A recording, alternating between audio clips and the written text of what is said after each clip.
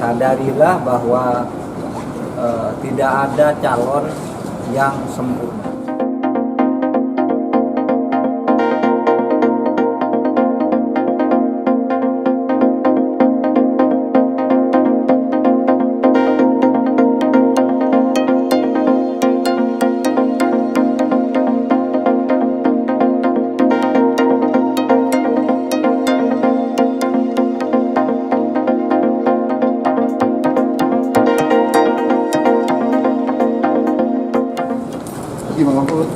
Yang ingin saya sampaikan dari forum ini, karena ini kan menyambut tahun baru Hijriah dalam rangka memperkuat ikatan kebangsaan.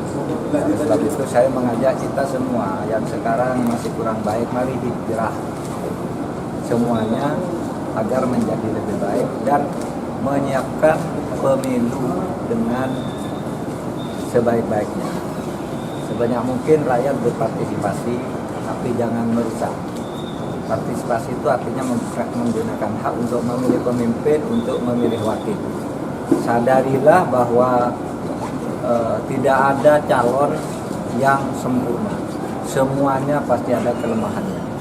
Oleh sebab itu rakyat memilih dengan cara menghitung kelemahan orang, calon, wakil rakyat, calon pemimpin, itu yang kelemahannya lebih sedikit dibandingkan dengan yang lain jika menurut penilaian hati saudara sendiri. Dan jangan bikin berita-berita hoax tentang pemilu biar pemilu berjalan dengan damai. Menurut saya pemilu sekarang ini relatif lebih damai karena sudah tinggal 4 bulan lagi penentuan calon dan alhamdulillah kita tenang, tidak ada kekerasan fisik, kekerasan politik. Nah kalau dulu tahun 2019, 3 tahun sebelumnya udah bergelombang kekerasan politik, kekerasan fisik. Sekarang alhamdulillah sudah kurang 4 bulan semuanya berjalan aman dan damai. Itu atas bantuan saudara-saudara semua, para pewarta yang ikut membangun kesejukan.